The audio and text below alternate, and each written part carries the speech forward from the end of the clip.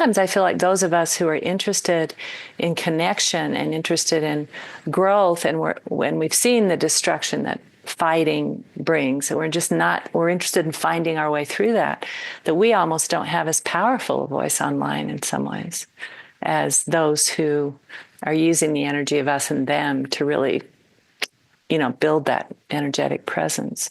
So for me, it's still out. I've heard the conclusion's still out. I mean, I've heard the expression that technology has made major contributions to man's minor needs. So I don't know. What's your thought about that, Thomas? I'd be curious to hear how you feel. Yeah, no, I don't think it's the fundamental basis to adult development, obviously. Mm-hmm. I think technology, as you said, connected us, allows us to have a bigger perspective because data flow is bigger. I mean, before it was newspapers. There was a time when we were living in different regions and there was culture or ethnicity was far away. So we weren't so confronted by it. And then the world grew closer and closer. And I'm wondering how much that complexity pushes us to push certain lines of development, as Ken or you say, higher, because we need to swim in more complexity. And if not, then we always have this urge to simplify things because we need to stay in control of how what we know. And so I think that there is a correlation, not just, and of course the shadow gets amplified and the development gets pushed into a more world-centric direction. So, but I think also that's also why I wrote a book about collective trauma, because I think the dimension of the social traumatization that creates this shadow is also being amplified. You see it on social media, you see it all over. And I think that's why I think there's also some of the dangers that we see right now and the social polarization. And so they are connected. But the charge is in there, I think, is this kind of global development that challenges all the former levels of development, egocentric, ethnocentric, and so are being challenged by the pressure of that development. So that's a little bit how I look at this. I mean, there's so much more to say about it. Oh my gosh, it's such a huge topic. I think in the US, in a certain way, the other thing I think it's really done is that it's just changed kind of completely the relationship to the media and the news, so that people are listening to podcasters. They're much more interested in a long conversation. They're not really looking at headlines. There's no agreement about what the headlines are. You can read the same headline and it's spun in completely different ways. And it's kind of hard to know what to believe. So say compared to when I was a kid, there was a newscaster. His name was Walter Cronkite, and he would always finish his newscast by saying, "And that's the way it is." Right? And it's really hard to know what way it is because all these different interpretive frames are used. And so that's also an interesting challenge. So we're getting very different takes on what is true.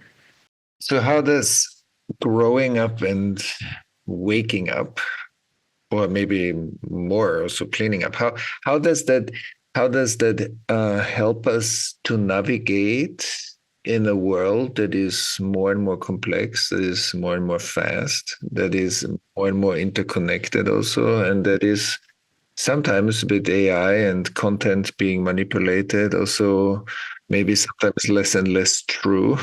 So how do we navigate in a world that has all of that? Because we can say, no, we don't want fake news, we don't want manipulated video. AI can manipulate this video and have us say stuff that we never said. Yeah. And it looks like Thomas and Diana talking. That goes out. So how? Yeah, that's really true. And so how do you see growing up and waking up helping us to navigate in this world that is very complex? And it's not anymore, you can't control this world except if you hook on, if you hold it and simplify, which doesn't pay justice to this world. So how, maybe you can speak a little bit for our listeners. Well, I'll just speak to my own experience. I mean, at the beginning of the book, we talk about, for example, the kind of stresses that my students experience right now, and you're naming a lot of them. they're all very wired into their devices, so they're having trouble with their attention, I would say. They're extremely busy and they're moving at a very fast pace, transportation, automobiles, the computer, how many emails you get a day. There's a tremendous amount of what they would describe as busyness and distractedness. I think that there's pressure around identity here, certainly, what your ethnic, racial, gender identity is and how it is you communicate that, or you do or don't identify with it, and whether that's supported or not. So there are those kinds of challenges. There's a kind of an epidemic of loneliness because these very immediate communities that we used to enjoy because we lived next to each other and we shopped in the same place. And now some of us literally find more community online than we find in person.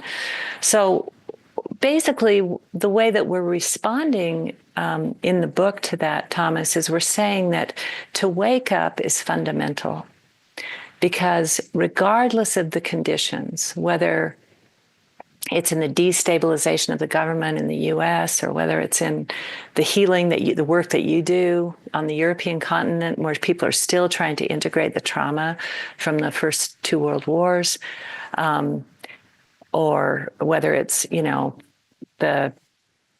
just the strife in certain parts of the world, in Israel right now, in Gaza, that knowing who we truly are and being deeply at home in ourselves and being able to experience a kind of, you could call it a kind of indestructible unity with all that is there's nothing more important in my view for these really turbulent, fast changing times. Because rather than reaching out for the news or even reaching out for a certain quality of relationship, one can turn in and in that place find both an experience of peace and an experience of wellness, if you will, or well-being, and some sense that things are okay, even under the worst of circumstances. So there's nothing like spiritual awakening, but spiritual awakening doesn't help us with some of the issues that we face. So, for example, in my life, I've been in a number of different spiritual communities where certain kinds of challenges, it could be scandals with the teacher, or it could be certain kind of disputes arising among the members, or it could be issues related to money or power, because those are always coming up. And what I saw was that spiritual communities were not very well equipped to deal with those, that the skill set that goes along with growing up, which has to do with being able to manage anxiety in your body, knowing when adrenaline and cortisol are flowing through your nervous system, and that, we use that language of triggered, and that you're triggered. So listening becomes impossible, and thinking actually becomes impossible, and you can't remember why you like somebody. So, meditation creates the ground of relaxation to be able to work with the body in that way. But without really addressing it, the minute you're off the cushion, somebody can disturb your well-being relatively easily. So these communities they didn't have those skills. They didn't know how to negotiate. They didn't know how to listen to each other. So that's when I really found Ken's model super helpful, because I thought, if waking up won't let us work through a conflict, what good is it? So the growing up has a whole set of skills and ways of relating with one another that I think are really essential if we're going to get through hard times. So I would say, in relationship to what we're experiencing now, the deep piece of waking up and the skills and the learning that we're doing with one another are both, very important. Yeah, I very much agree. And I always, Ken's work inspired me from the beginning of my 20s, I think. And I always loved the complexity of waking up, growing up, but also cleaning up and showing up. They're all important. I also think that, as you said, that there's the spiritual practice and the timeless. And for me, the element of time is represented in growing up, as you say, but also in integrating our capacity to become a grown-up human being. Because I think in many ways, and look at our society, look at social media, look at the political landscape, how many conversations are mature and grown up in a way that hold the complexity of the conversation, you find a lot of fragmentation, polarization, othering. So I think that these are all, this is very, very important what we are talking about, and just meditation alone won't do that. So it's very important. So I think you beautifully framed that. So what else can we find in your book?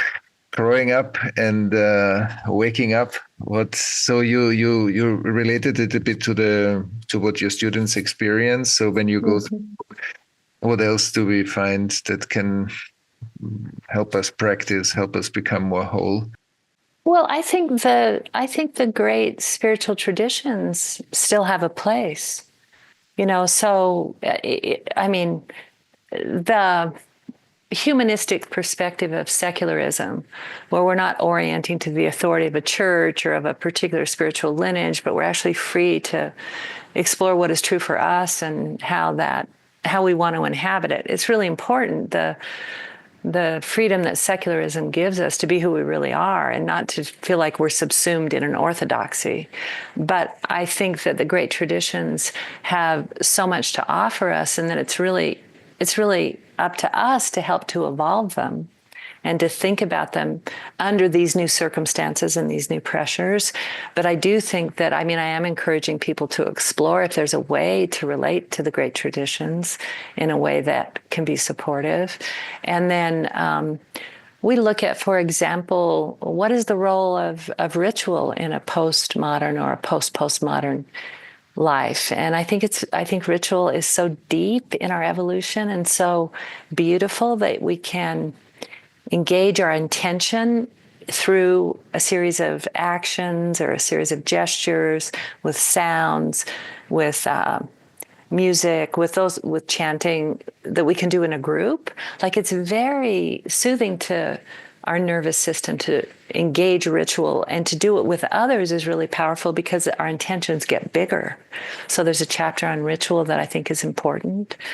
We talk about the importance of embodiment, of course, and doing physical practices. We use that language of cross-training, which really comes out of, physical training, because we know how important health is, and, nutrition and embodiment, and particularly in postmodern times where we can become tremendously disembodied, as we know.